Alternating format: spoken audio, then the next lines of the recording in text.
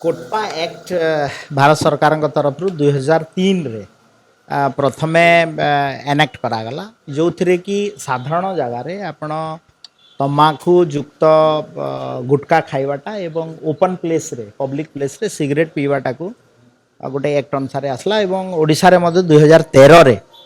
ई एक्टा implement होता किंतु यही थर डबल इंजिन सरकार आसला परे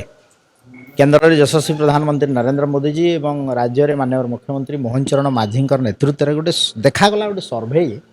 पाखापाखि 42% लोक देखा 42% खंडे आमर ये जो गुटका ये सब गुड़ा खाऊँ नेशनल एवरेज टू 2 गुण अधिका लोक ओडिशा रे तमाकू युक्त गुटका खाइबार गोटे देखागला जहाँद्वारा आमर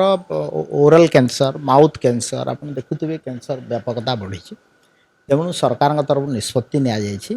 यार व्यवहार ओपन प्लेस रे सिगरेट टाणिबा एटा को कड़ाकड़ी भाव में व्यवस्थित करा दंड विधान करा एवं आमर जो जिला प्रशासन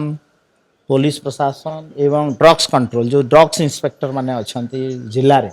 में गोटे टीम करिकिरी एवं स्कूल एरिया ये एरिया विशेषकर या कड़ाकड़ी करा आमर मुख्य उद्देश्य है या सचेतनता कार्यक्रम माध्यम लोके केमती कम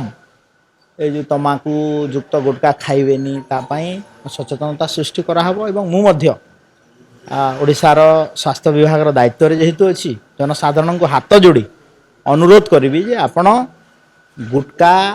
जोटा तमाकू युक्त गुटका खातु नहीं एवं कैंसर मुक्त ओराल कैंसर मुक्त ओडिशा सुस्थ ओडिशा गठन करिया सहायक